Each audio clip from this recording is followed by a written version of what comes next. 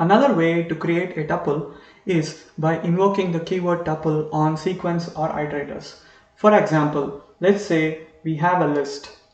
By the way, I'll be talking about lists in detail in some of my future videos. For the time being, let's say we have a list which has 3 elements as follows. Now, the way to convert this list A into a tuple is by using the keyword tuple and then passing A into it as the parameter. So now, when I hit shift enter, you can see that A, which was a list, has now been converted into a tuple.